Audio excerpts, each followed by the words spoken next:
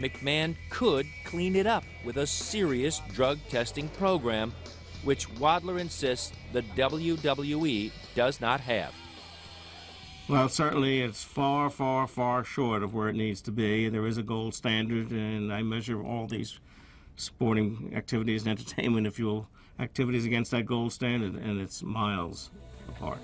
That gold standard exists here at the Olympic Training Facility in Colorado Springs, where Travis Tigert heads up the U.S. Anti-Doping Agency. Under his direction, athletes are randomly tested and, if caught just once, face a 2-year suspension from competition. If caught a second time, they can be banned for life. If there's a desire to have a truly effective anti-doping program and to be as clean as you possibly can be, I haven't seen any excuse that's been put forward up to this point why that can't be done. Like Wadler, Tigert believes McMahon and the WWE are not serious about running a clean program. He says look to the WWE's own policy. Performers who are caught are given only a warning for their first offense, a mere 30-day suspension for a second offense. You need to flunk a drug test 4 times before you are actually let go. Then there is the loophole. And that basically says, if you got a prescription, you're clean. Yeah, it's just a loophole in my mind that guts the entire program. You know, my 3-year-old could drive a freight train through it, to be quite honest, because it's so easy. Like many other wrestlers with the WWE, Chris Benoit found no problems getting a prescription. Authorities in Georgia say one of Benoit's doctors was prescribing a 10-month supply of anabolic steroids to the wrestler every 3 to 4 weeks. To his credit, to build a better drug testing program, Vince McMahon hired Dr. David Black, who helped the NFL develop its rigorous testing. Black says he was brought on to clean up the WWE. Were you apprehensive about stepping into the ring with these guys? Whether or not they would truly be serious and follow your recommendations? This has risk, yes. If I believed the talent were not going to cooperate, if I believed that the WWE was not sincere in this effort, then I've made a foolish decision. But I've listened. I have seen action follow verbiage. And I've seen the determination in Vince's eyes when he's told me, Dave, I want this deal addressed. Since the program began in February of 2006, more than 30 WWE wrestlers have been suspended, including 2 after our conversation with Vince McMahon. Dr. Black says twice that number have tested positive and been given a warning. Black's program includes random urine tests 4 times a year, no advance warning, and he says he has full authority with an outside medical consultant to determine if a prescription drug being used by a wrestler is necessary and legal. Black says he doesn't take orders from McMahon, but admits the program is not foolproof. He concedes that some of the huge bodies in the WWE were built in a pharmacy, not in a weight room. We are working towards making sure that all the physiques presented are natural. As a result, am I going to see smaller and smaller wrestlers in the ring? I think over time the impact of the program will be that we will see healthier wrestlers in the ring.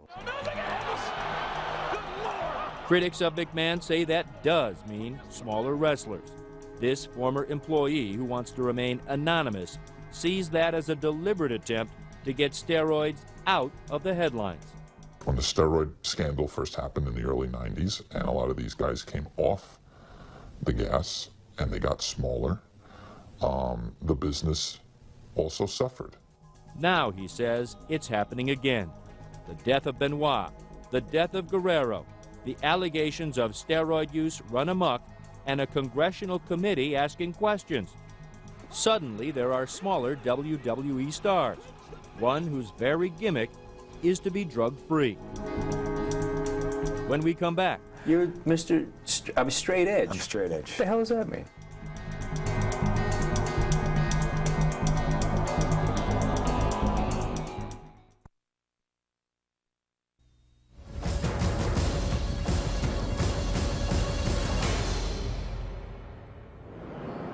Halloween Eve, Phil Brooks, known to wrestling fans as CM Punk, arrives early at Long Island's Nassau Coliseum. You want to strap this on for me? Since winning the ECW title belt, Punk is more in demand than ever. And tonight, the company owned by Vince McMahon is putting on a pre-Halloween battle. What you got tonight? Boy, bro. Casey. See you, bro. Let's get him.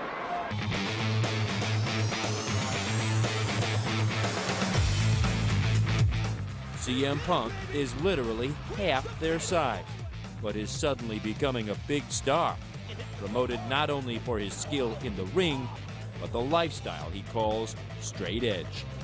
It means I don't drink, I don't smoke, I don't do drugs. I guess to a lot of people, I am boring. Punk's clean lifestyle stands out at the WWE. This guy is the current Extreme Championship wrestler. He's getting star treatment. Y'all give it up for CM Punk! Yeah! He's tapped for radio interviews. I think what stuck with me from being a kid was the British Bulldogs. Even his workouts get interrupted with the press calls, like this one from Germany.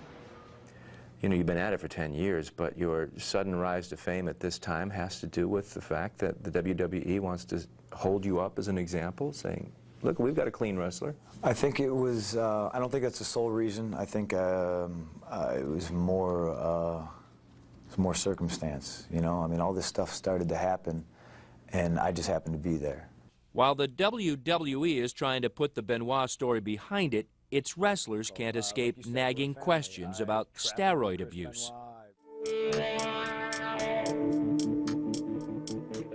John Cena is a WWE superstar, now recovering from an injury in the ring. He doesn't like being asked if he has used steroids. Have you ever used steroids? Absolutely not. This is a crazy question, and it's something that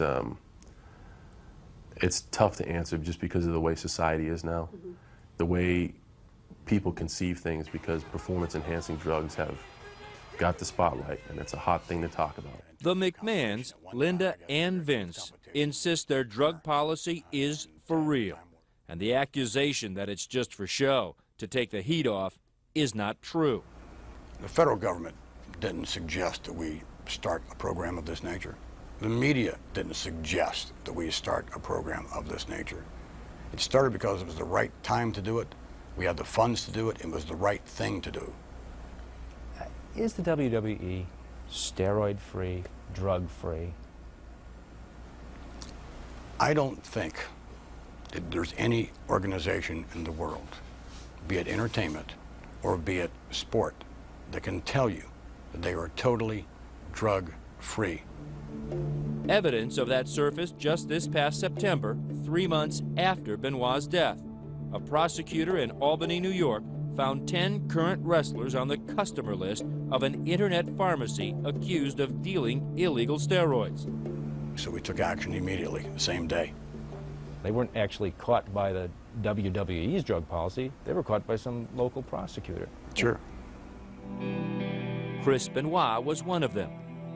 But he had been caught earlier by the WWE, testing positive for testosterone. Because it was a first offense, he was only given a warning. When Benoit retested just this past April, 2 months before his death, he was clean. Chris was someone I did view as a very positive part of the program. He always indicated in those conversations that he did not want to violate the policy. Autopsy results show Chris Benoit had steroids in his system at the time of his death. We're not looking to just, say, got you. We want to protect the health and well-being of the men and women who are part of World Wrestling Entertainment. As it turned out, the McMahons are holding up their testing program, which now includes heart scans for their performers, as an example of a positive turn in a tough business. They have even offered to pay for drug and alcohol rehab for former wrestlers. But McMahon is not about to accept any blame for what others do to themselves.